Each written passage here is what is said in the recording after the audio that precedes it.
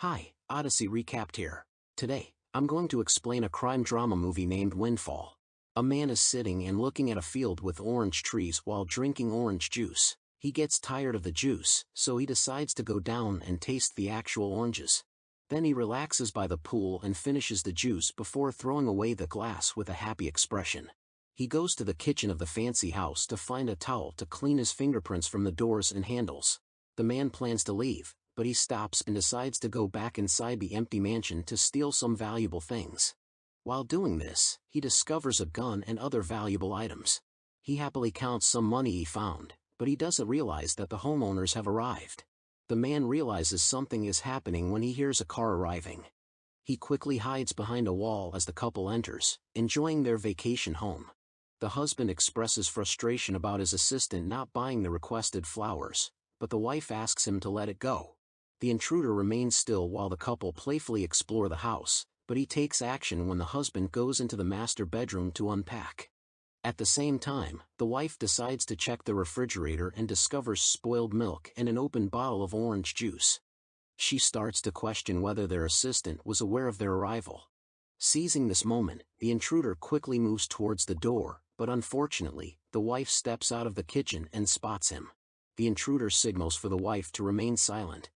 The husband becomes concerned when she doesn't respond and goes to investigate. He is shocked to discover that his wife has been taken hostage by the intruder. Nervously, the intruder asks the husband to sit down, and the husband reluctantly complies. The intruder then instructs the wife to sit on a separate chair and warns both of them not to attempt anything risky or amusing. The husband asks the intruder to direct his attention towards him rather than his wife. He attempts to establish a connection by acknowledging that the intruder likely has no intention of causing harm. However, the intruder remains distant and starts gathering cables to tie up the wife. In the meantime, the husband tries to discreetly make a phone call for help, but the intruder notices his actions. As a result, both the husband and wife are forced to surrender their phones. The intruder searches the wife's purse for any additional electronic devices but instead discovers some pills. In an attempt to negotiate, the husband suggests offering the intruder the money hidden throughout the house, but explains that it may take some time to locate it all since they do not frequent the villa regularly. The intruder informs the husband that he has already found his watch and money, but the couple assures him that there is more cash available. Reluctantly, the inexperienced criminal accompanies the husband to the office to retrieve additional funds. During this time, the husband speculates that he might have been targeted due to his position as a CEO at a tech company, but the intruder simply has an interest in obtaining the money. To test the CEO's honesty, the intruder inquires about the presence of a gun in the house.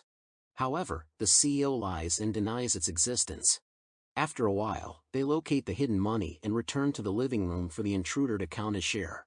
The couple attempts to persuade the intruder that the amount of money he has collected is substantial, and therefore he should leave. They assure him that they won't involve the police, and since there are no surveillance cameras to record the incident, they can all pretend it never happened. Despite his attempts, the intruder struggles to successfully tie up the CEO. Instead, he directs the couple outside and confines them within their sauna, barricading the door. The couple hesitates, but the intruder convinces them that by the time they manage to escape, he will be long gone. Feeling threatened, they eventually comply and enter the sauna. The intruder gathers various objects from the surroundings to block their exit and even covers the window before departing. As he leaves, he takes the gun from a drawer and throws their phones, along with the gun, into shallow water. He quickly reaches his car and sits inside, feeling relieved. However, just as he is about to drive away, he notices a hidden camera nestled in the trees, capturing his every move. Frustrated, he returns to the villa and retrieves the gun from the fountain. Determined to get answers, he heads towards the sauna, only to discover that the couple has already escaped. However, after a brief search, he catches sight of them heading towards the orchard. The intruder gives chase and eventually catches the CEO, holding him at gunpoint and forcing him to call his wife. They return to the villa, where the intruder interrogates the couple about the secret cameras. However, they deny any knowledge of them. Surprisingly, the husband feels relatively safe and remains relatively calm, engaging in a casual discussion with his captor. In a rather unexpected turn of events, the husband attempts to set some ground rules regarding the gun, insisting that it should be pointed at him rather than his wife. He reassures them that the gun's safety is engaged, eliminating the risk of any accidental harm. Now that the intruder's face is exposed, he realizes he needs more money to successfully vanish. He demands a sum of $150,000. However, the CEO, aware of his own wealth, simply laughs off the demand and advises the intruder that he will require a much larger amount if he intends to disappear effectively. After engaging in some negotiation, they settle on a sum of $500,000 as a fair amount that wouldn't raise too much suspicion. They then escort the wife to the restroom, allowing her some privacy. Meanwhile, the CEO attempts to gather more information about their kidnapper, but the intruder, who identifies himself as nobody, evades further conversation and abruptly ends it. After the wife finishes her bathroom break, the husband contacts his assistant and provides an excuse for the need of $500,000. However, due to the late hour, the money can only be delivered the following evening. Feeling hungry due to the stress of the situation, the wife takes the initiative to make a simple sandwich for everyone to share. However, upon the intruder's instruction, she refrains from using knives and instead uses a spoon for the preparation. They move to the framed sitting area to engage in conversation. The intruder notices that the wife is undergoing a tattoo removal process on her foot and inquires about it. The husband admits that he didn't like the tattoo, which seems to annoy his wife. Curious about their relationship, the kidnapper delves deeper and discovers that they are planning to have a child. As a result, the wife will assume more of an advisory role in their non-profit venture.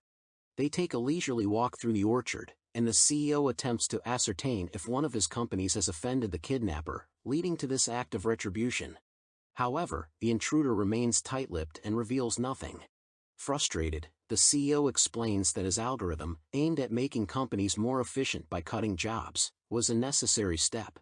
Yet, the intruder simply laughs off his justifications, showing little sympathy. Later in the evening, they all watch a movie together before the intruder guides them to nearby cabins where they will spend the night. As the intruder checks the rooms to ensure they are secure, the husband discreetly urges his wife to try to establish a connection with their captor by any means necessary, which leaves her perplexed. Aware that they are unsure of the intruder's intentions once he obtains the money, the CEO desires to understand him better. The couple separates and enters their respective cabins, with the intruder positioned between them to keep watch. Later that night, the wife attempts to carry out her husband's instructions to establish a connection with the kidnapper. However, the intruder maintains his distance while still engaging in a deep discussion with her, offering her a beer. The following morning, the men sit at the table while the wife pours cereal for them to share. Despite the meal, the husband's focus remains on understanding the motives of their captor, rather than eating. During their discussion, the husband unintentionally makes some remarks about people freeloading, which deeply offends his wife, considering he had helped her complete her education. He quickly tries to clarify that he wasn't referring to her situation, as it was different. However, before the conversation can continue, the sound of a car approaching the house interrupts them. The intruder instructs them to remain quiet while he investigates the situation. The intruder informs the couple that the person approaching is the gardener and instructs them to hide in the office. He reprimands them for not informing him about the groundsman's visit, but the couple assures him that they were unaware of it. As the gardener continues to knock persistently at the door, the intruder becomes increasingly anxious. They attempt to wait it out, hoping that the gardener will eventually give up, but he shows no signs of stopping. Frustrated, the wife informs the kidnapper that the gardener has spotted their car, indicating that he is unlikely to relent.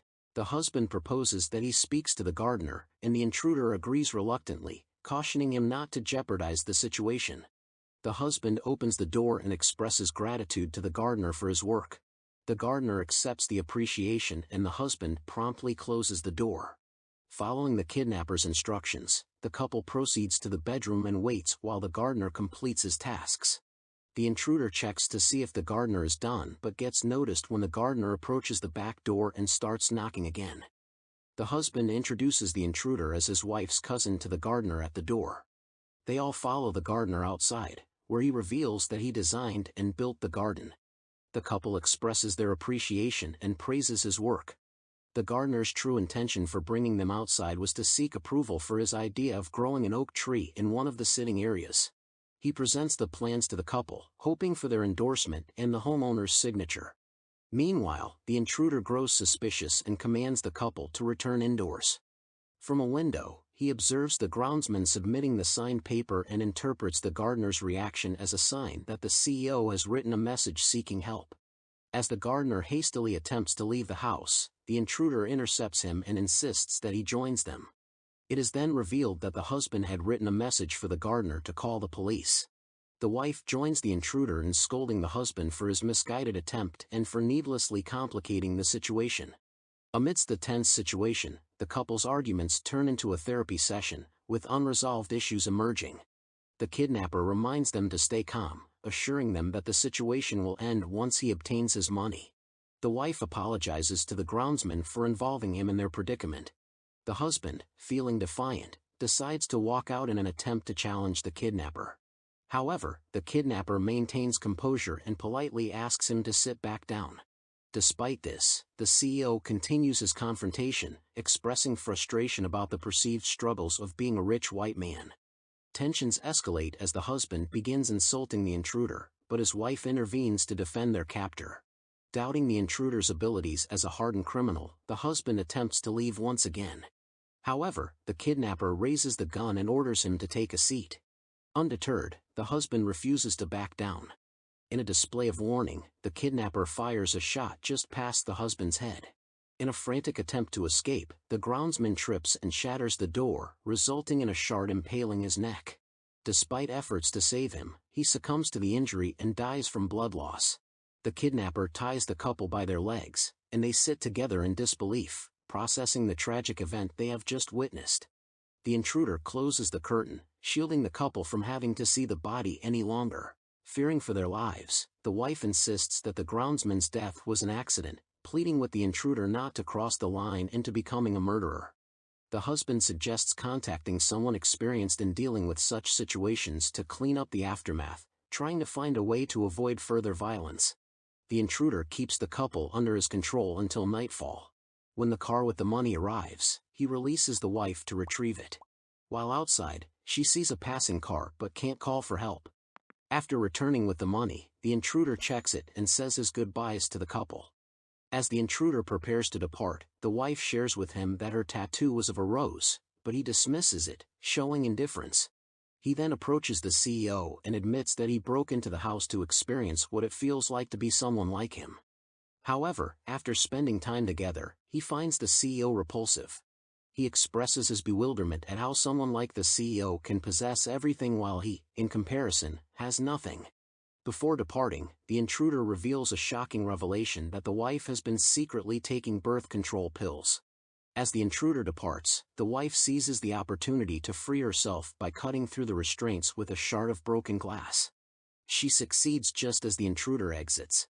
Taking advantage of the intruder's momentary distraction, the wife stealthily approaches him and strikes him with a heavy statue. In a burst of desperation and self-defense, she continues to deliver blows until the intruder ceases his movement. She takes the gun and fires at her husband because she is also tired of him. The wife cleans the gun and puts it back in the intruder's hand, then she stands outside thinking about what she has just done. Make sure you subscribe and turn on the notifications so you can watch more videos like this. Thanks for watching.